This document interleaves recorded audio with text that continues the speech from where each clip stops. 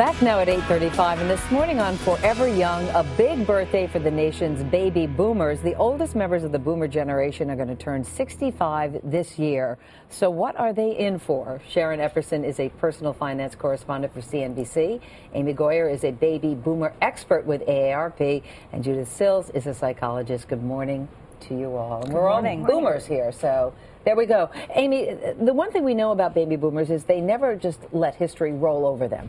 They like to define it. So how would you think people of our age will define what it means to get older in America? Well, I think, redefine, really. True. They're redefining retirement. They're redefining societal views of aging. Every stage of their life, they've done that. They changed medicine and schools when they were young.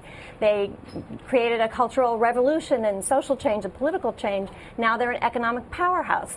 So they're going to continue to do that. And they're going to change the way that the marketplace responds to older adults. They're going to be demanding, they're active, they're engaged, and they're used to advocating for themselves. And older adults often have been sort of like children, people want to erase them, sort of they're not there very often, and people are not going to stand for it, baby boomers. Boomers are not going to be silent. They're absolutely going to be, we're here, this is what we want. That was just a boomer making their voice heard, I guess. Yeah, and that's exactly how they're going to be. Judith, you have some questions that boomers should ask themselves when it comes to planning their future. What are those questions, the key ones? 3 happy questions: who, what, and work. Who am I waking up with in the morning? Who am I having breakfast with? Who am I having fun with? And what can I do to improve those relationships? What? That's my bucket list. Maybe I'm turning 65 for this generation, and I have a good 20 years if I'm lucky. What do I want to do? Do it now. Go back to college, jump out of the helicopter, and work. What's going to be my contribution? What do I have to give back? Do I need to make money with it? Am I just giving my skills and talents?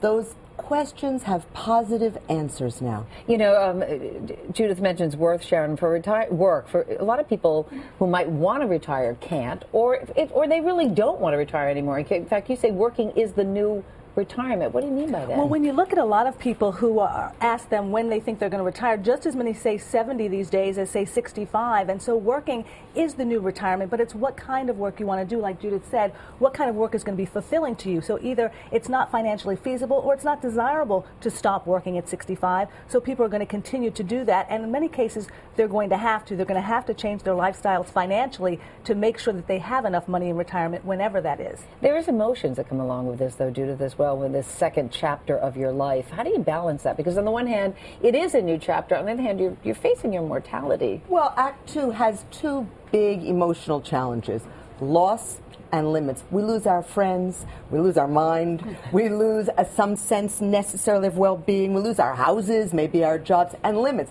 I can't do what I used to do, and I sure can't do it as fast. But we gain emotionally. We gain what used to be called wisdom, what we hope will be called peace of mind, and a sense of perspective. This is the time. Finite time has joy in it because I can savor it.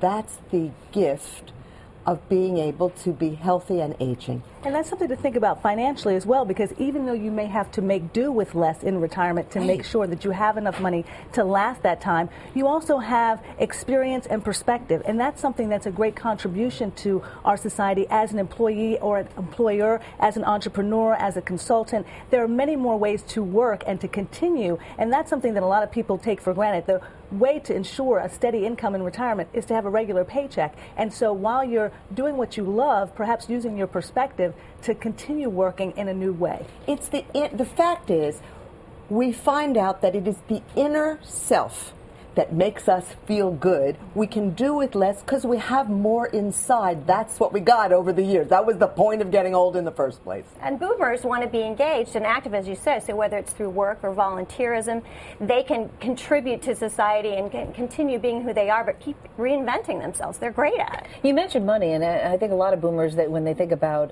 their latter years, they think in terms of, okay, what do I need if I want to retire, in terms of food and housing and maybe travel. Forget about the biggest cost, which is health care, isn't it? Healthcare costs are rising for everyone, nearly 6% a year till 2019. That's the latest statistics from the government. But for older Americans, could be even more than that. And so in terms of your healthcare costs outside of Medicare, you may need $200,000 if you're retiring at 65 just to cover 90% of your health care costs. $200,000. A lot of people have not planned for that. So what do you have have planned for that? What do you do? Well, you need to, of course, start saving more. A lot of people say, how much should I save? And it sounds scary, but saving 20% of your take-home pay if you really don't have enough for retirement is really where you need to start. And it seems like a hard thing to do, but that's something to consider. And it's not just IRAs and 401ks. It's also paying down those fixed expenses so when the unexpected comes up, those health care costs come up, you can deal with them. So that means paying down your mortgage, paying off those credit cards, getting rid of as much debt as possible, and then perhaps having to readjust your lifestyle to a new location, somewhere there where the cost of living is not as great. Lower.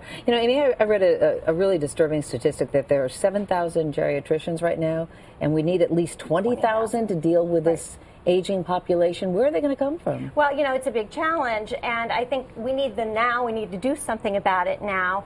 There's various strategies proposed in terms of financial incentives, enhancing reimbursements for clinical work with older adults when you have a geriatric specialty, but also things like scholarship and loan forgiveness to try and get young people involved in working with elders, and, you know, boomers themselves. They're getting second careers. Maybe they want to work in this field of healthcare. There's a huge opportunity there, and it's very rewarding to work with older adults. We need to get intergenerational programs going too, so that young people are interested in working with older adults and they see how advantageous it can be. Yeah, why wouldn't they want to work with us? That's what I have to say. I'm telling you right now. All right. Ladies, thank you so much for your perspective. Thank you. Appreciate it. Sharon Epperson, Amy Goyer, and Judith Sills.